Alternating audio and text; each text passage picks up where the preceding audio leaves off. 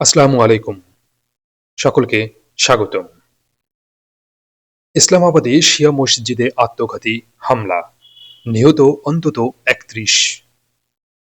পাকিস্তানের রাজধানী ইসলামাবাদের একটি শিয়া মসজিদে ভয়াবহ আত্মঘাতী বোমা হামলায় অন্তত ৩১ জন নিহত এবং কয়েক ডজন মানুষ আহত হয়েছেন।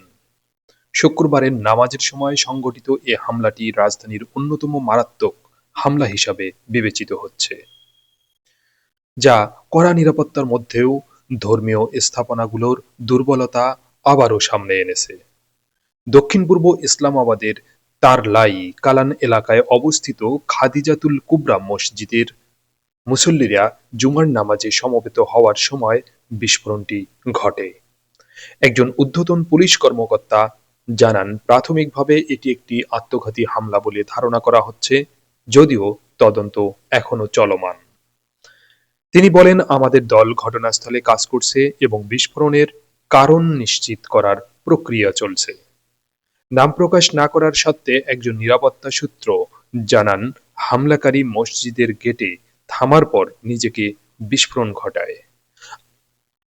আল জাজিরা কর্তৃক যাচাইকৃত ভিডিও ফুটেজে প্রার্থনা কক্ষের ভিতরে ভাঙ্গা কাঁচ, ধ্বংসাবশেষ এবং রক্তাক্ত মৃতদেহ দেখা যায়, যা সীমিত জায়গায় বিস্ফোরণের তীব্রতা স্পষ্ট করে।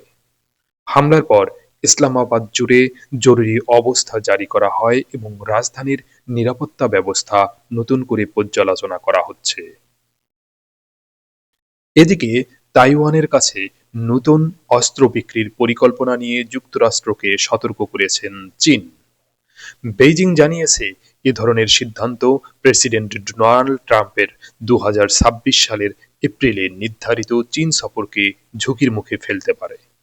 ট্রাম্প ও চীনা প্রেসিডেন্ট শি জিনপিং এর সাম্প্রতিক ফোন আলাপের পর এই সতর্কবার্তা দেয়া হয়।